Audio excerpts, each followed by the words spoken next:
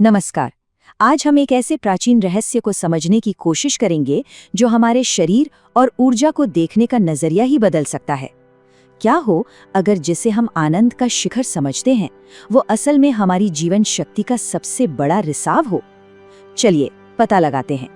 ये सवाल ही अपने आप में चौंकाने वाला है ना, कि जो आनंद का चरम है वो असल में हमारी ताकत को लीक कर रहा हो, उसे खत्म कर रहा हो। ये बात तो ऑर्गेज़म को लेके हमारी सारी समझ पर ही एक सवालिया निशान लगा देती है। और यहीं से ना ये पूरा मामला बहुत दिलचस्प हो जाता है। अक्सर संभोग के बाद जो एक थकान सी महसूस होती है उसे बस एक नॉर्मल फिजिकल रिएक्शन मान लिया जाता है, लेकिन ताओवादी शिक्षाओं की माने तो ये कोई आम थकान नहीं है। ये एक सिग्नल है, एक सिग्नल कि कहीं बहुत बड़ी एनर्जी लीक हो रही है। इस एनर्जी का एक खास नाम है जिंक।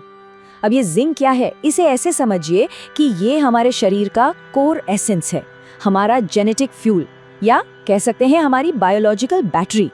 और ताओवादी परंपरा में माना जाता है कि पुरुषों में ये जिंक सबसे ज्यादा वीर्य में होती है। तो मतलब साफ है, हर स्खलन के साथ ये कीमती एनर्जी खर्च हो जाती है, बिल्कुल वैसे ही जैसे फोन की बैटरी धीरे धीरे खत्म होती है। तो सवाल ये उठता है कि इस लीक को रोका कैसे जाए? इसका जो राज है वो सेक्सुअल एल्केमी के एक बहुत ही फंडामेंटल प्रिंसिपल में छिपा है। और वो प्रिंसिपल क्या है? वो है दो ऐसी बायोलॉजिकल चीजों को अलग करना जिन्हें हम हमेशा से एक ही मानते आए हैं। देखिए, यहाँ पर ये समझना बहुत बहुत जरूरी है कि ऑर्गेज़म और स्खलन ये दो अलग अलग चीजें हैं, सेम नहीं है। ऑर्गेज़म जो है वो दिमाग में, नर्वस सिस्टम में होने वाली एक एनर्जेटिक घटना है, और स्खलन वो एक फिजिकल रिफ्लेक्स है, मसल्स का काम है जिसमें फ्लूइड रिलीज होता है। बस इन दोनों को अलग करने की कला में ही सारी लाइफ फोर्स बचाने का सीक्रेट छिपा है। और सोचिए जरा, जब कोई इस सेपरेशन को मास्टर कर लेता है तो होता क्या है? फायदे चौंकाने वाले हैं। वो मल्टी ऑर्गेज़मिक बन सकते हैं। मतलब एक ऐसा एक्सपीरियंस जो एनर्जी खत्म करता था, अब वही एक्सपीरियंस एनर्जी देने वाला बन जाता है, रीजेनरेटिव बन जाता है। वो पावरफुल एनर्जी शरीर से बाहर जाने के बजाय वापस अंगों और दिमाग को रिसाइकल होकर मिलती है। अच्छा, तो ये जो एनर्जी हमने बचाई, इसे कंट्रोल कैसे करें, इसे शरीर में सर्कुलेट कैसे करें? इसके लिए एक खास टेक्निक है, नाम है माइक्रोकॉस्मिक ऑर्बिट। चलिए समझते हैं ये है क्या और काम कैसे करती है। इसे ऐसे इमेजिन करिए जैसे शरीर के अंदर एक पूरा पावर ग्रिड है। तो होता क्या है, सबसे पहले सेक्सुअल एनर्जी जनरेट की जाती है, फिर इस एनर्जी को बाहर निकालने की जगह इसे रीढ़ की हड्डी के रास्ते ऊपर खींचा जाता है, फिर ये शरीर के सामने वाले चैनल से नीचे आती है, और आखिर में ये एसेंस, ये सार वापस दिमाग तक पहुंचता है उसे नरिश करने के लिए। एक पूरा सर्किट पूरा होता है। और हाँ, ये मत समझिएगा कि ये सारी बातें सिर्फ पुरुषों के लिए हैं, बिल्कुल नहीं। महिलाओं के लिए भी एक पूरा का पूरा पाथ है जिसे नूदान कहते हैं। फर्क बस इतना है कि जहां पुरुष सीमन की एनर्जी को बचाने पर फोकस करते हैं, वहीं महिलाएं अपनी मेंस्ट्रुअल एनर्जी, जिसे ब्लड भी कहा गया है, उसे ट्रांसफॉर्म करने पर ध्यान देती हैं। इसी में एक बहुत ही एडवांस्ड प्रैक्टिस है जिसका नाम काफी ड्रामेटिक है, बेहेडिंग द रेड ड्रैगन। इसमें ओवेरियन ब्रीदिंग जैसी टेक्निक्स का इस्तेमाल होता है, जिससे पोटेंशियली मेंस्ट्रुअल साइकिल को ही रोक दिया जाता है। क्यों? ताकि वो एनर्जी आध्यात्मिक साधना के लिए बचाई जा सके। इसे एनर्जी कंजर्वेशन का, कह सकते हैं, अल्टीमेट लेवल माना जाता है। ओके, अब यहाँ पर 1 मिनट रुकना और एक बहुत बहुत जरूरी चेतावनी को समझना जरूरी है। ये जो भी टेक्निक्स हैं ये बहुत पावरफुल हैं, और जब कोई चीज पावरफुल होती है तो उसे गलत तरीके से करने पर खतरे भी उतने ही बड़े होते हैं।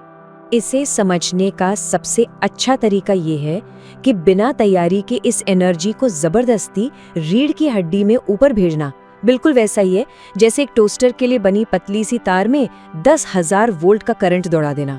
क्या होगा? तार जलकर राख हो जाएगी। परिणाम बहुत खतरनाक हो सकते हैं। और ये सिर्फ एक कहने की बात नहीं है, कोई मेटाफर नहीं है। टेक्स्ट में साफ साफ लिखा है कि इससे कुंडलिनी साइकोसिस तक हो सकता है।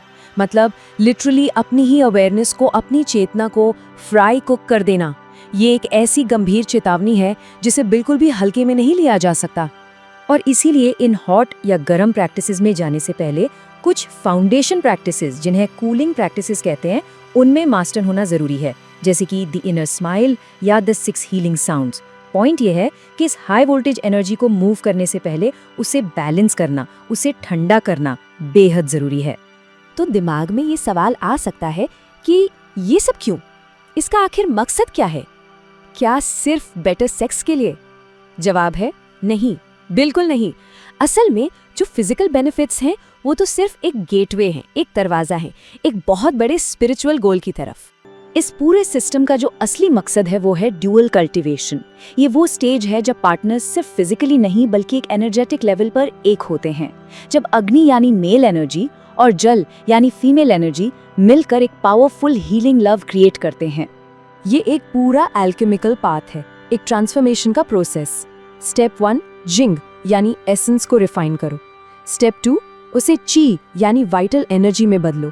और स्टेप 3 उसे शन यानी स्पिरिट के लेवल तक लेकर जाओ। ये फिजिकल से स्पिरिचुअल की तरफ एक साफ साफ प्रोग्रेशन है। और इस पूरे सफर का, इस पूरी प्रणाली का अल्टीमेट गोल क्या है? इसका असली मकसद है एक बॉडी ऑफ लाइट बनाना, एक ऐसा एनर्जेटिक व्हीकल तैयार करना जो हमारे इस फिजिकल शरीर के खत्म होने के बाद भी बना रहे। मतलब साफ शब्दों में कहें तो इसका लक्ष्य है एक तरह की बायोलॉजिकल और स्पिरिचुअल अमरता। तो आज की इस पूरी बातचीत के की टेकअवेज क्या हैं? 3 बातें याद रखनी है। नंबर 1, लीक को बंद करो। ऑर्गेज्म और स्खलन को अलग करना सीखो ताकि जिंग बच सके। नंबर 2, पावर को सर्कुलेट करो। माइक्रोकॉस्मिक ऑर्बिट का इस्तेमाल करके उस बची हुई एनर्जी को शरीर में घुमाओ। और सबसे जरूरी नंबर 3, आग को बैलेंस करो। बिना कूलिंग फाउंडेशन के कभी भी हॉट टेक्निक्स की प्रैक्टिस मत करो। तो आखिर में बस ये ख्याल है, हमारा शरीर कोई कैदखाना नहीं है, ये एक पवित्र लेबोरेटरी है। और हो सकता है इसके गहरे से गहरे रहस्यों को समझना ही खुद को जानने की असली चाबी हो।